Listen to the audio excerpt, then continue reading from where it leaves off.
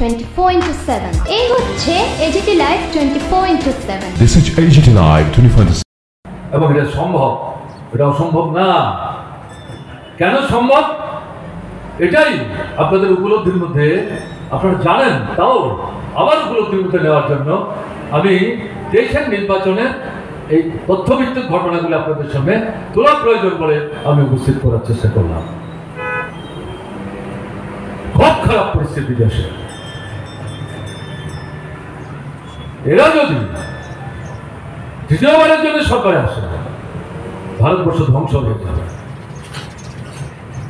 অর্থনৈতিক যে নীতি নিয়ে চলছে, জিনিসের দাম বাড়ছে, টাকার দাম কমছে, মুদ্রাস্ফীতি ঘটছে, মানুষের ক্রয় ক্ষমতা তলানিতে চলে যাচ্ছে, অনাহার মৃত্যু, সন্তান বিক্রি, আত্মহত্যা, কেউ ফলিডল খেয়ে আত্মহত্যা করছেন, কেউ ফাঁসির দড়িতে ঝুলে আত্মহত্যা করছেন, তাদের সন্ধানে বাইরে যাচ্ছেন, ওখানে মৃত্যুবরণ করছেন, মৃতদেহ বাড়িতে ফিরে আনতে পারছেন না, ওখানেই সমাধিস্থ করতে হচ্ছে। এরকম একটা পরিস্থিতি তৈরি হচ্ছে। সারা ভারতবর্ষের অবস্থা কি? 140 কোটি মানুষের দেশ ভারতবর্ষ। আমাদের দেশে 18 থেকে 35 বছরের যারা নাগরিক, তাদের সংখ্যা 100 জনের মধ্যে শতকরা 66 জন। যুবক পৃথিবীতে কোন রাষ্ট্রে এত বিরাট সংখ্যক যুবশক্তি নাই। তাহলে এই যুবশক্তির হাতে কাজ নাই, বেকার। প্রতিশ্রুতি দিয়েছিলেন 2 কোটি চাকরি দেবেন, তাহলে এই 10 বছরে 20 কোটি চাকরি হওয়ার কথা। কোথায় চাকরি? 46টা সরাসরি একটা, এই যে 7 বিধানসভা কেন্দ্র, নির্দল প্রার্থী সবার আমরা সমর্থন করেছি। আহ্বানকে যে ভুল হয়ে গেছে, শিক্ষা পেয়েছেন, অভিজ্ঞতা অর্জন করেছেন, তার থেকে বেরিয়ে আসতে চাইছেন। বেরিয়ে আসতে গেলে পর সাহসে ভর করে, কারণ পঞ্চায়েতের ভোট হয়নি, নগরের ভোট হয়নি, লোকসভার ভোট হয়নি,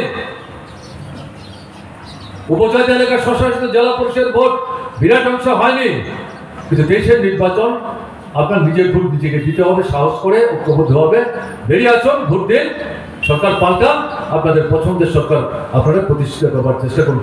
আমরা বামফ্রন্ট সরকার তৈরি করার স্লোগান দিইনি সেদিন, কারণ আমরা জানি আমাদের সঙ্গে কংগ্রেসের বন্ধুরা আছে। আর তখন পর্যন্ত বাধ্যত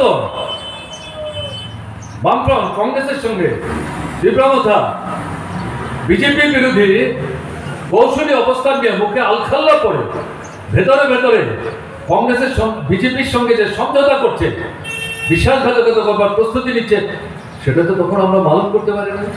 এই পরিস্থিতির প্রেক্ষাপটে আমরা কিন্তু বামফ্রন্ট সরকারই তৈরি করার জন্য ভোট, এই কথা কিন্তু আমরা ভুলিনি। যারা সচেতনভাবে আমাদের কথা সেদিন শুনবার চেষ্টা করেছেন, আপনারা দেখেছেন। সেই জায়গায় দাঁড়িয়ে শেষ পর্যন্ত যেটা দেখা গেল, তীব্রতা আলাদা, কংগ্রেস বামফ্রন্ট একসাথে ভোট হলো। তাতে কি দেখা গেল? বিজেপি কতটা ভোট পেয়েছে? 39টা ভোট পেয়েছে। 51 থেকে 39,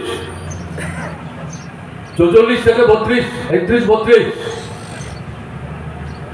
তাহলে ভোটটা কি করে কমলো? কেন কমলো? যারা 18তে ভোট দিয়েছিলেন, ডাবল ইঞ্জিনের সরকার আসলে আমাদের অনেক অপরিচিত প্রত্যাশা পূরণ হবে, জীবনের তিক্ত অভিজ্ঞতা থেকে মুক্ত হয়ে তাদেরই একটা উল্লেখযোগ্য অংশ তাদেরকে ভোটটা দিয়ে বাইরে বেরিয়েছে। এবং আপনাদের কাছে এটা পরিষ্কার করে যেটা বলতে চাই, যে 7 নম্বর বিধানসভা কেন্দ্রের উপনির্বাচন,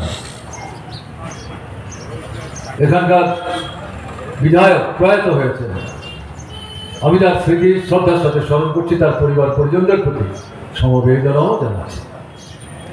কিন্তু সাথে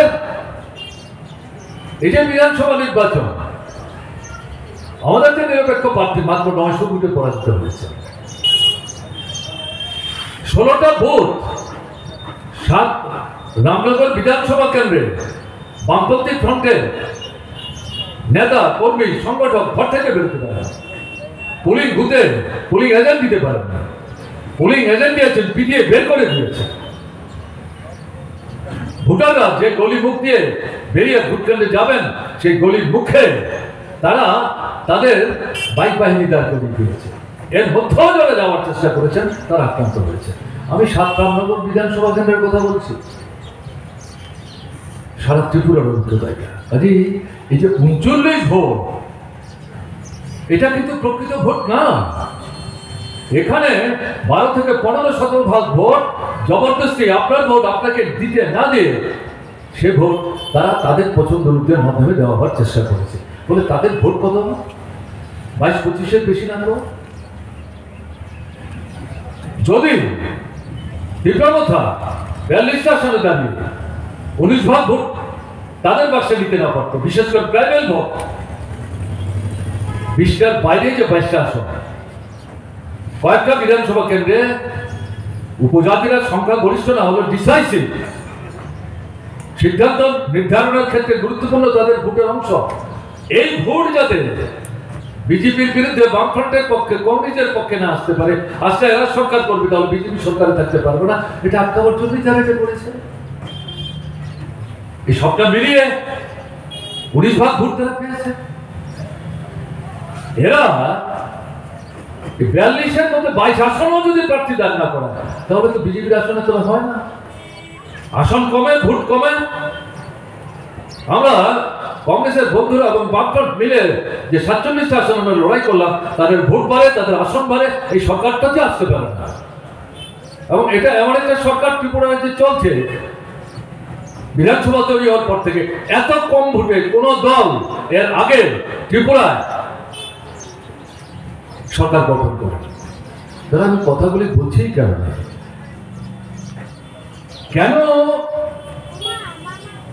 আপনার নিজের যে শক্তি, করার যে ক্ষমতা, দেশের নির্বাচনও যেটা আপনি করে দেখিয়েছেন, এটা ভুলে যাচ্ছেন কেন?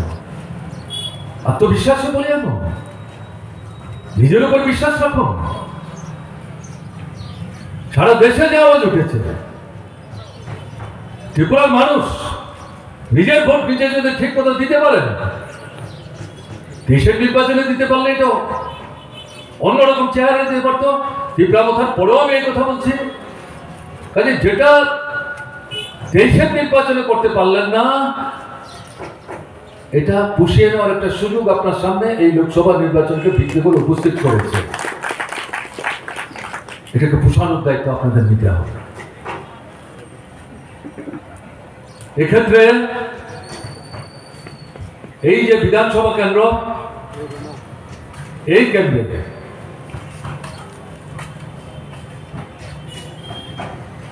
রতন দাসকে কাজ সাউতারি তারা করছেন না, আশিস শাহকে হাত চিহ্ন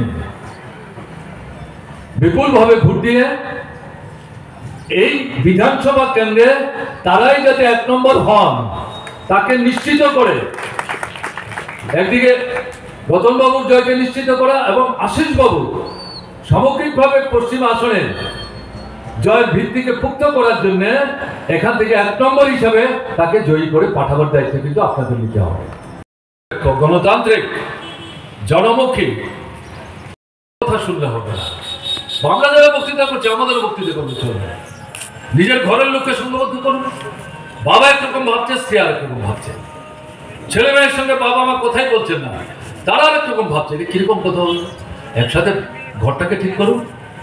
বাড়িতে যদি ভাড়াটিয়া থাকে তাদের সঙ্গে কথা বলুন, তারপরে পাশের বাড়ির লোকদের সঙ্গে কথা বলুন। এভাবে করে করে 5টা 7টা 10টা পরিবারের সঙ্গে কথা বলুন। বড় বড় মাইক টাইক লাগিয়ে মিটিং দরকার নেই। একটা বাড়ির উঠানের মধ্যে দাড়ি পেতে বসুন না, 10 জন 20 জন 15 জন মত বিনিময় করুন। কি ভাবছেন? বিধানসভার অভিজ্ঞতা আছে, দেখেছেন 23-এ কি হয়েছে। এর পুনরাবৃত্তি ঘটুক আপনারা চান না? নিজের ভোট দিতে চান, তাহলে আপনাদের এগিয়ে আসতে হবে। বলে আমরা তো দিতে যাবো, কিন্তু আমাদের রক্ষা করবে কে? বলে আপনার মাঠের ফসল তো আপনি কাটতে প্রথম মাঠে নামেন, সঙ্গে সাহায্য করার জন্য একজন লোককে নিয়ে যান।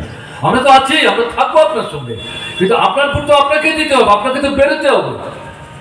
এগিয়ে যান। আমরা যদি সবাই মিলে বেরোবার চেষ্টা করি, আবার যদি বাধা দেওয়ার চেষ্টা করি, রাস্তায় বসে পড়ুন, দাবি তুলুন। আমরা যতক্ষণ ভোট দিতে না পারবো, আমরা যতক্ষণ ভোট দিতে না পারবো অন্য কাউকে আমরা ভোট দিতে যাবো না। আমাদের ভোট নিশ্চিত করতে হবে, তারপরে অন্যরা ভোট দেবেন। এরকম একটা পরিস্থিতি সৃষ্টি করে আপনাকে কিন্তু আপনার নিজের অধিকার প্রয়োগ করে আমাদের এই দুজন প্রার্থীকে এই 7 লাখ নগর বিধানসভা কেন্দ্র থেকে ব্যাপক ভোটে জয়যুক্ত করে আমাদের ভবিষ্যৎ ভারতবর্ষের বিকল্প সরকার তৈরি করার প্রশ্নে একটা ভিত্তি সুদৃঢ় করতে হবে। এবং ত্রিপুরা বিধানসভায় যে জনবিরোধী ভূমিকা নিয়ে সরকারটা চলছে, জনগণের হয়ে কথা বলবার জন্য আর একটা কণ্ঠস্বর যুক্ত করার জন্য এই কেন্দ্র থেকে রামনগর বিধানসভা কেন্দ্র থেকেও রতন দাসকে পাঠাবার ব্যবস্থা করতে হবে। এই আবেদন আপনাদের সামনে রেখে 6টা বেজে গেছে, এরপরে আমাদের কথা বলা চলবে না। এবং সামনেই ঈদ, আমি আমার বক্তব্য শেষ করার আগে আসন্ন ঈদ এটা সাফল্যের সাথে নিশ্চিতভাবে বিনা বাধায় আমাদের বন্ধুরা তারা যাতে তাদের এই উৎসব তারা পালন করতে পারেন এটা আমরা প্রত্যাশা করব। এবং তারপরে আসছে আমাদের বাংলা নববর্ষ। এই নববর্ষেও যাতে আমরা সবাই মিলে দল মত জাতি ধর্ম বর্ণ নির্বিশেষে একসাথে মিলেমিশে একটা আনন্দে অবগাহন করতে পারি, এই প্রত্যাশা ব্যক্ত করে আপনাদেরকে অভিনন্দন জানিয়ে আমি আমার কথা বলা শেষ করছি। ভালো থাকবেন, আমার নমস্কার। খুশি হতাম আমার বাবা কৃষকদের ফসলের ন্যায্য দাম পাওয়ার জন্য যে ফর্মুলা উপস্থিত করে উৎপাদনের